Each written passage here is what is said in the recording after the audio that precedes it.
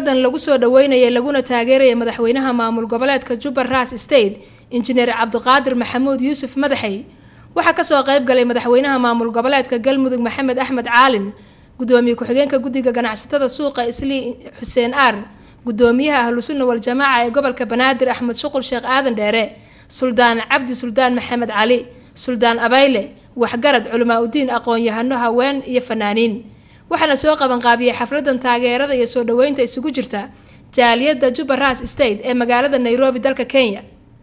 madaxweynaha Galmudug Maxamed Axmed Caalin gudoomiye ku-xigeenka ganacsatada Islii Xuseen Aar Suldaan Sheekh Cabdiraxmaan Xuseen Raaliye Suldaan Siciid Bashiir iyo Maryan Maxamed Duuliye oo kamid ah qaban qaabiyaasha xafladan ayaa si weyn u taageeray maamulkan cusub ee Juba Ras State waxa weeye in maamulku uu yahay mid isku soo ururiya dadka deegaanka magac weynna waa lahaayeen horena waa u lahaan jireen dadka aasaasay Juba Ras Soomaalina waa maqashaa in marka Soomaali weyn halka ay ka aasaasanto ilaahay idinkii waa rajaynayaa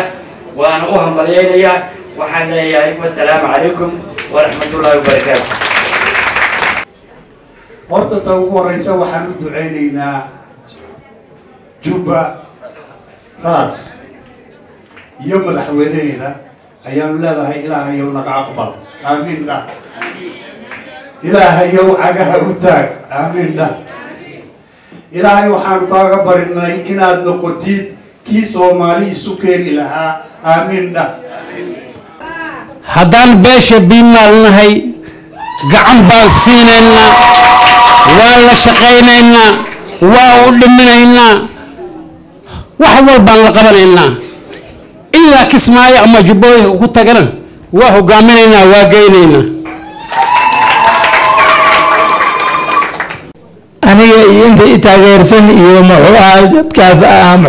Jubbooyinka ka tirsan baa ku soo weeynaa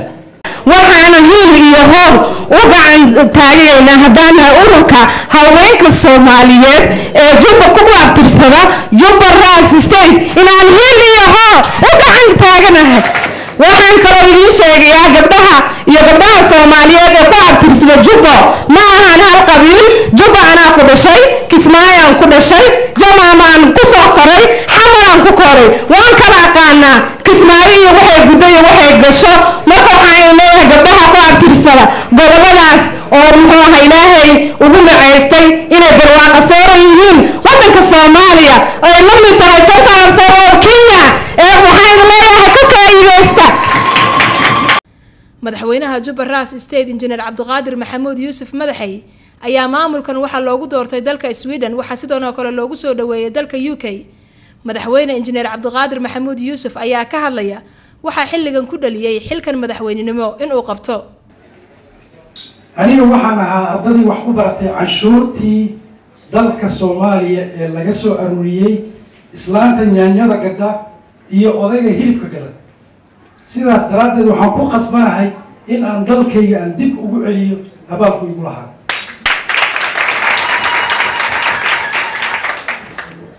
shacabka Soomaaliyeed waxay u qaybsameen laba qayb farxatay ee adduunyada ku kala carartay ee la kulantay dhibaatooyin fara badan qaxooti iyo muxuu ahaa xabsi kufsi waxyaabo badan aad u foolxun kuwa badanna ay badda raaceen maamulka Juba Ras State waxa uu aaminsan yahay uu aqoonsan yahay midnimada ummadda Soomaaliyeed waxa uu taagan yahay jiritaanka Soomaalinimo Juba Ras State waxa uu la shaqeyn doonaa gobolada Soomaaliya maamulada ka jira Soomaaliya haday noqon lahayd mid gobol iyo mid federaal